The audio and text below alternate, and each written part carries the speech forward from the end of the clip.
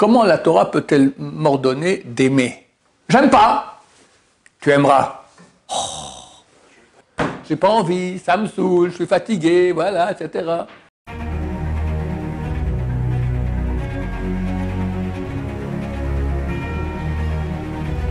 Ce shiur est dédié pour l'élévation de l'âme de Moshe ben Charna Malka et Chazak Levracha de mémoire bénie. La question de Nissim. Comment faire qu'un avec la Torah et construire quelque chose de solide pour pas tomber de trop haut s'il y a une chute? Comment faire un avec la Torah? C'est une belle question. La Torah, c'est la pensée de Dieu. Et quand la Torah nous dit Shema Yisrael Hashem Elokeinu Hashem Echad, c'est la base de tout le judaïsme. La phrase qui vient après, c'est Va'avta et Hashem Elokecha bechol levavecha bechol nafshecha bechol meodecha. Tu aimeras l'Éternel ton Dieu de tout ton corps, toute ton âme, tout ton pouvoir. C'est ta question, c'est ça, une histoire d'amour. Le verset d'après, les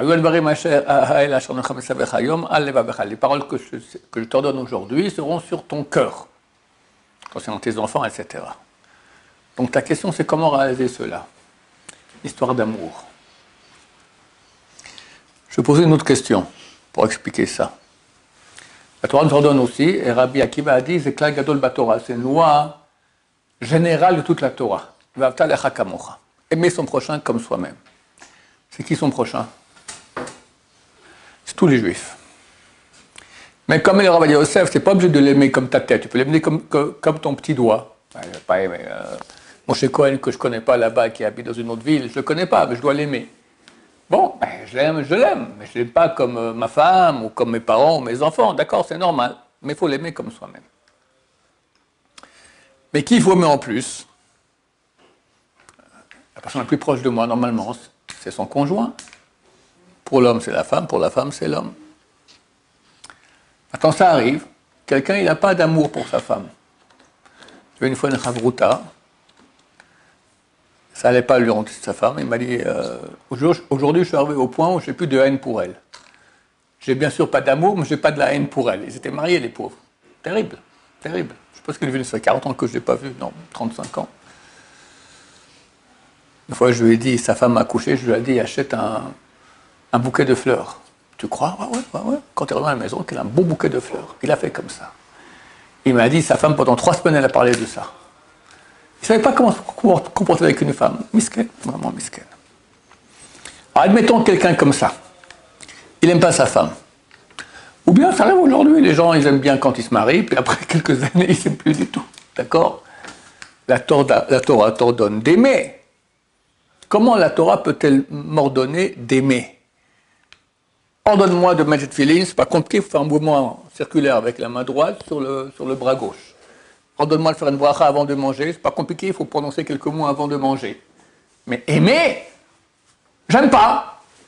Tu aimeras. Oh. Comment on fait ça? La réponse, elle est, on peut aimer de force. Comment? Prenons un exemple. Je m'excuse, je répète des choses que j'ai répétées ici des centaines de fois. Mais bon, ça nous aidera. Quelqu'un fait une table. Il achète des morceaux de bois, il les scie, il les mesure, il les colle et crée une table. Maintenant, je lui dis, écoute, il y a la même table dans le magasin, même meilleure que la tienne. Tu es prêt à échanger? Il dit non. Et pourquoi pas? Elle est mieux dans le magasin que la sienne. Pourquoi il ne veut pas échanger? Je l'ai fait, c'est la mienne. Ça veut dire quoi? Ça veut dire que du fait qu'il a investi dans du bois et de la colle, il crée un sentiment d'attache à du bois et de la colle. Il faut le faire. Il faut le faire. Donc, ici, tu as la clé des choses. Quand on investit dans quelque chose, plus on investit, plus on aime. C'est connu dans les familles où il y a des enfants qui sont anormaux. Les frères sont d'habitude jaloux du fils anormal parce que les parents aiment plus l'anormal que le normal, ce qui est anormal. Comment ça se fait?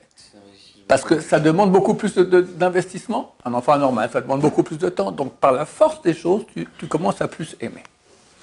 Avec ta femme, tu vas commencer à investir. à faire du bien, à être gentil, à t'écraser, lui faire des cadeaux, descendre la poubelle, laver les fenêtres, tout ce qu'on peut faire.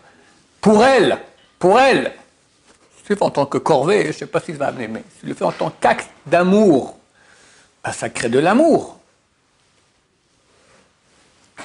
Idem pour la Torah, qui est vraiment la réalisation la plus grande de l'homme. L'étude de Torah pour les femmes aussi. Les femmes n'ont pas de mitzvah comme les hommes étudient la Torah, mais quand même. De quoi on parle? La Gemara. Mais par la Gemara, tu as l'Halacha, tu as le Tanar, tu as le Moussar, tu as tellement de choses, le Midrash. Oui. Ça répond pas à la question comment aimer, c'est-à-dire ma femme. Ma mère, si elle me demande, fais-les vite, moi je le fais parce que sinon je vais prendre une patate. Et parce que. Genre, j'aimerais le faire par amour parce qu'elle fait plein de choses dans la maison. Alors si tu as commencé à regarder qu'est-ce que je peux faire pour ma mère pour qu'elle soit heureuse, et tu vas t'occuper de ça de façon artificielle. En réalité, tu n'en as rien à faire de ta mère. À la rigueur, comme tu dis, elle te flanque une patate et ça te casse les pieds. Mais, moi aussi, j'aimerais bien te flanquer une patate. Qu'est-ce que je dois faire? Non, je rigole. alors, toi, tu vas de façon artificielle, tu vas regarder qu'est-ce que je peux faire pour rendre heureuse ma mère. Et tu cherches. Le rabbin Ismaël Bachoul, il a dit, depuis son âge de 12 ans environ, jamais sa mère lui a demandé quoi que ce soit. Il devinait avant. Et il faisait. Tu comprends ce que ça veut dire? Le vendredi soir, la Kabbalah, elle dit que c'est bien d'aller embrasser la main de sa mère, le vendredi soir. Il habitait à Pat. Ses parents habitaient à Shmuel HaNavi. C'est facilement 3/4 d'heure de marche. Il faisait 3/4 d'heure de marche pour aller embrasser la main de sa mère et revenait. Alors que chaque minute de son temps, ça valait des millions de milliards. Bon, c'est clair qu'en route, il faisait la moitié du chasse et dans le retour aussi l'autre moitié du chasse. Mais quelqu'un va faire attention maintenant, sans cesse si possible, en tout cas beaucoup de temps, qu'est-ce qui peut lui faire plaisir, et va le faire. Je te garantis qu'après 6 mois, tu es dingue de ta mère. Patate ou pas patate. Idem pour la Torah. C'est par l'amour qu'on va s'accrocher. Non. La Torah qui est la réalisation de l'être, donc raison de plus. Si maintenant, je raconte l'histoire que quand j'étais tankiste à l'armée israélienne. Maintenant, un tankiste, tu passes 26 heures sur 24 sur ton tank en train de le boulonner, le régler, etc. Et on rentrait une fois toutes les 3 semaines, pas comme si à la yeshiva, où tu as un Shabbat sur 2 de libre. On avait un Shabbat sur 3 de libre. Et bien dimanche, quand on revenait à la base, on était content de voir le tank. On avait créé une relation sentimentale avec 60 tonnes d'acier qui sert à tuer. C'est crétin, c'est comme ça. Quand tu investis dans quelque chose, tu l'aimes. Ça va être la table, ça va être ton gosse, ça va être ta femme, ça va être la Torah. Si quelqu'un, maintenant j'arrive, elle va l'expliquer pour la Torah. Quand quelqu'un, rien que quand tu viens maintenant étudier, tu peux monter les escaliers de façon nonchalante, aller boire un café, parler à quelqu'un un peu, aller, te mettre devant le livre, revasser un peu, ouvrir. C'est pas comme ça que ça marche. Ça, c'est un truc que donne le Messat Yesharim. Il dit que on n'a pas tellement de maîtrise de l'intérieur. L'amour, c'est une chose intérieure. Mais on a une maîtrise de l'extérieur. Ça, oui. Tu peux décider ce que tu fais avec ta main, tes pieds et ta bouche, d'accord? Maintenant, étant donné que l'intérieur et l'extérieur sont extrêmement imbriqués, l'un influence l'autre. Donc si maintenant tu montes les escaliers en courant, tu as tout la main, tchac, tu te mets comme ça. Le Rabbi il a dit jamais il a étudié comme ça étant adossé en arrière. Toujours comme ça. Tu fais ça, tu commences de façon artificielle, je dis bien artificielle. Toi tu aurais maintenant d'aller faire dodo. Non. Et tu essaies de comprendre, tu te reprends pour 2 moments, au bout d'un moment, ça vient. Le Rav Chazan que nous avons ici, c'est un de Bnei Brak. Son père était très proche du Steipler. Steipler, c'est le père de Rav Chaim Kanevsky. Steipler, c'était un ange sur terre. Un mot, il disait, ça se réalisait. Un ange. Énorme. Dur. Pour faire que je sois allé le voir, il m'a crié dessus. Je suis parti en courant. Une fois à Bnei Brak, en passant, une fois à Bnei Brak, il y avait un type très riche, très influent, et le Rav Shach et le Steipler l'ont accusé. Il avait fait des trucs pas bien. Il a dit, je vais me venger. Le Le Rav Shach est parti dans la résistance, il s'est caché. Le stapler a dit, qui viennent. Il était vieux. Le type, il vient chez le stapler a pris sa canne, il a commencé à le poursuivre avec la canne. Le type, il est parti en courant. C'était phénoménal. Une fois, le père du Rav Chazan va voir le stapler.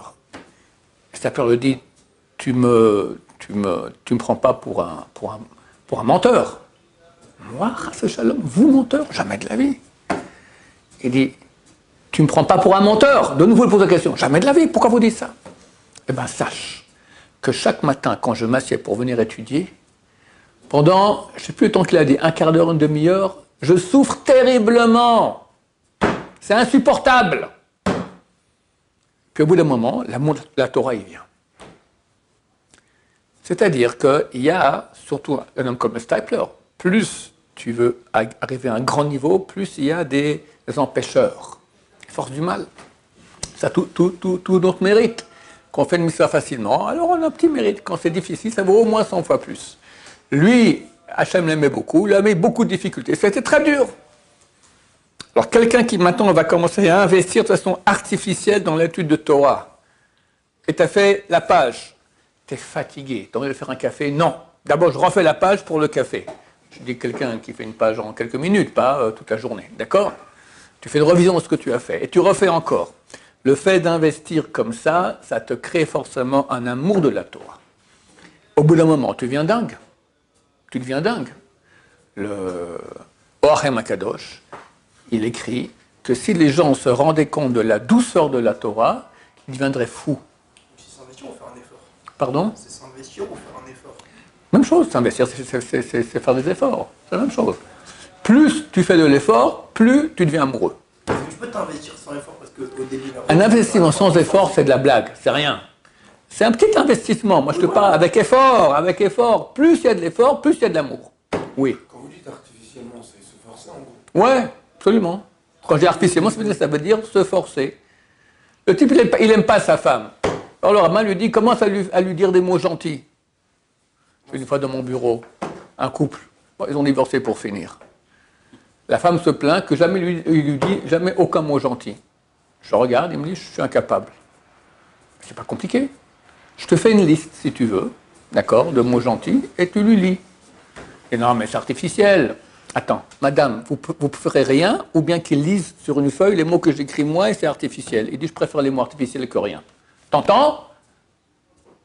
Même comme ça, elle préférait. Bon, ils ont divorcé pour finir. Mais, elle est partie avec un goy. Ouais. Comment je veux bien que... Attends, maintenant je veux finir. Donc, c'est complètement artificiel. C'est complètement malgré soi. Mais ça marche. C'est comme ça qu'il faut faire. Il faut comprendre qu'on a des parties à nous qui sont animales. Et la tendance naturelle de toute l'humanité, c'est suivre la partie animale. Demande à quelqu'un dans la rue non religieux, tu veux être religieux? Oh non, laisse-moi vivre, je veux être tranquille. C'est quoi laisse-moi vivre? Laisse mon animal faire ce qu'il a envie. Mentir, crier, s'énerver, regarder les bonnes femmes et pire, manger, dormir, tout ce que l'animal il aime bien. La Torah, elle fait le contraire, elle va dire non, tu vas dominer ton animal et l'utiliser pour toi. Toi, c'est ton âme. Donc oui, malgré soi. Bien sûr, il faut faire des efforts contre l'animal. Tu as déjà vu un cavalier sur un cheval qui fait du rodéo? Il se fait éjecter. C'est ça. On a un cheval, c'est notre corps. Et nous, on le cavalier. Au bout d'un moment, les gardiens de Sa Majesté la Reine, d'accord? Tu le tiens. Tu tiens ton corps. C'est marqué les tzadikim. Leur corps est dans leurs mains. Et les rechaïm sont dans les mains de leur cœur. J'ai pas envie, ça me saoule, je suis fatigué, voilà, etc. Regarde comme je dois secouer les gens aussi pour venir étudier les fois, d'accord? Ça, c'est la partie animale. Mais si maintenant quelqu'un il veut arriver à ce que tu demandes, à voir que la Torah soit sa vie, comme je t'ai dit, si on se rendait compte de la douceur de la Torah, on deviendrait fou. Alors, Avodia Yosef, chaque seconde de son temps, c'était jour et nuit. Comment c'est en se forçant? Au début, on se force. Puis après, ça devient un amour. Tu ne peux pas te quitter une seconde. Une fois, on est allé prendre une... et je fais tchoua là-dessus très souvent. Une fois, on est allé voir le Rav Yosef pour un dîner de gala, et on voulait un petit film qui il fait une approbation sur ce qu'on fait comme travail, etc. Ok, alors il y a des gens qui attendent, on rentre l'un après l'autre. J'étais avec un rabbin Yeshiva qui n'est pas là, vous le connaissez, mais il n'était pas là. Enfin, il n'est pas là maintenant. Il m'a dit, je vais rentrer. Quand on vous appelle, ils ont appelé Shaya. Je rentre, et après vous rentrez, comme ça je peux vous filmer en train d'entrer. Ah, comme ça, vous voulez. Bon. Alors, j'appelle Shaya. Bon, je ne bouge pas, lui il rentre comme ça. Shaya! Bon, je rentre, je vois le Rav Yosef, un regard haineux. Combien? 2 secondes, 3 secondes, je le prie de sa vie. 3 secondes! Il ne faut pas supporter. Du temps de Torah, mais tout le Torah. On t'a appelé, tu viens. C'est quoi cette manière-là? Pour qu'on puisse te filmer comme ça? Je fais tchouva très souvent là-dessus. Les 3 secondes que j'ai pris au Rav Yosef de sa vie, parce que pour la caméra. Comment tu arrives à un niveau pareil que 3 secondes, ça te fait mal? T'es fou? T'es fou amoureux? T'es fou amoureux? T'es fou amoureux? Comment? Plus. Après, s'il y a un coup dur, comme tu m'as dit, ok, coup dur, ça arrive. Le Rav Yosef, il a eu des coups durs comme ça. Très. Il pleurait toute la journée. Alors Ben Shalom Bachou, ils l'ont appelé d'urgence 2 fois qu'ils viennent un peu le consoler, tout ça. Puis il a repris la route. Bon, c'est un grand d'Israël. Mais c'est certain que plus tu es amoureux d'une chose, et c'est ton occupation, et c'est ton amour de ta vie, plus tu seras attaché, et moins les problèmes de la vie feront que tu te détacheras de cette chose-là. Oui. Rav Dessler, il parle d'une notion qui s'appelle Amal Pessina. Comment on fait quand parfois on fait des efforts et on sent qu'on n'a pas envie, et après on sent que ça nous dégoûte encore plus? On parle maintenant de dompter un animal. Attends, si tu mets la barre trop haut tout de suite, tu tiendras un petit moment, puis au bout d'un moment, l'animal, il fait, comment on appelle ça, retour de manivelle. C'est certain, on peut pas aller trop vite d'un coup. Le Ramchal aussi, Messal Sharim, il en parle. Il dit, il y a une mitzvah, quand il parle de la mitzvah de Kedoshim Tiyu, une mitzvah de se sanctifier. C'est quoi? Moins profiter des plaisirs de ce monde, qui sont permis. Quelqu'un, il veut tous les repas du chocolat. Il veut tous les repas, qu'est-ce que j'en sais, moi des bons gâteaux, qu'est-ce que j'en sais.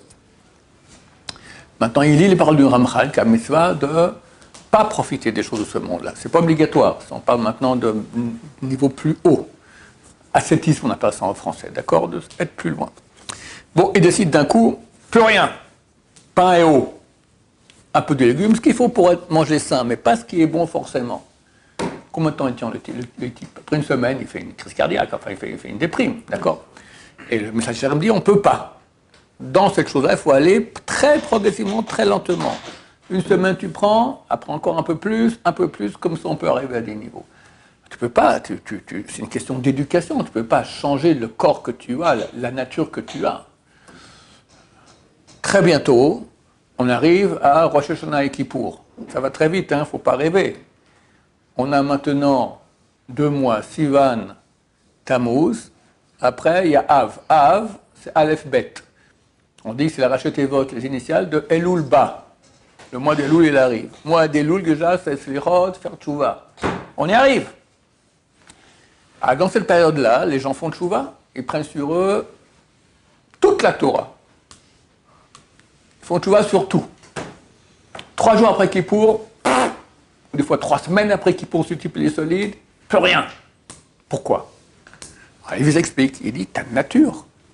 Alors toi, tu rêves maintenant de faire, tu veux vraiment faire Tchouva, tu es honnête, tu dis, Hachem, c'est terminé, je ne serai plus jamais. Puis la nature, elle revient. Changer la nature, c'est un travail de fourmi, de patte fourmi. Un petit peu aujourd'hui, encore un petit peu la semaine prochaine, encore un petit peu. Et ça, le Saraï se bat contre ça, parce qu'il sait que c'est la vraie façon de réussir. Oui. Mais comment on gère la contradiction qui a l'air de venir là quand on réfléchit? C'est-à-dire qu'il faut mettre plein d'efforts et se mettre à fond, mais en même temps avec des pattes fourmis. Ça veut dire quoi? Bah, tu te connais, tu vois, tu ne peux pas prendre... le Yanouka, il dure 1 heure tous les quelques jours, d'accord? Tu vas commencer à faire... Moi aussi, le Yanouka, tu vas faire ça, combien de temps tu tiens? Tu vois, ben, c'est pas pour toi, il faut être logique.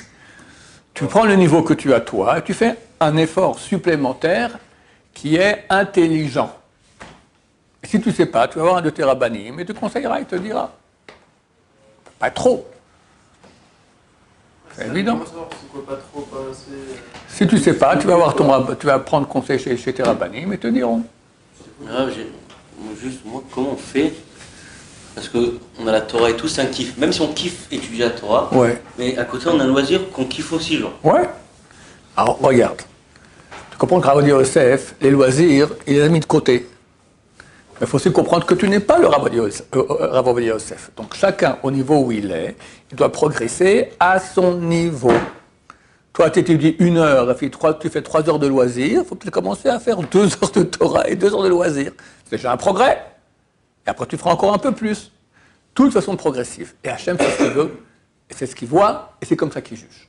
Et si tu dis, moi, je vais faire tout d'un coup, et beaucoup le font, tu n'avais rien. Le Gaon de Vilna, il dit comme ça. Il dit que si on ne monte pas 1 degré, et après encore un autre degré, on fait 2 degrés d'un coup, forcément, au bout d'un moment, on retombe à 0. Et toute sa vie, on fait 1, on fait 0, 2. 0, 2. 0, 2. Alors que le type qui fait 1, il attend, après il fait 2, il peut arriver à 4000. Alors que son copain, il reste toujours à 0, 2, 0, 2. Tu ne veux pas sauter une étape. Il faut qu'elle soit bien entérinée chez toi, bien digérée, c'est à toi, et tout ça, tu vas bien, hop, tu fais un peu plus. Comme ça, on avance. Et Serrara, il se bat contre ça très fort. Il n'aime pas ça du tout. Il dit, non, vas-y. Comme on dit le soir, dans Arvit, Vaser Satan, Milefanen ou Macharenu. Enlève le Satan devant nous et derrière nous. Devant nous, je comprends, je vais faire une mitzvah. Mais derrière nous, quoi? Derrière nous, quand tu nous pousses à faire la mitzvah. Vas-y à fond. Et après, patatras, il est tout content. Il faut savoir, il faut faire. C'est une guerre intelligente contre les forces du mal. Oui. C'est-à-dire que la mitzvah qu'il a fait trop, c'est une avera? C'est pas une avera, c'est une erreur.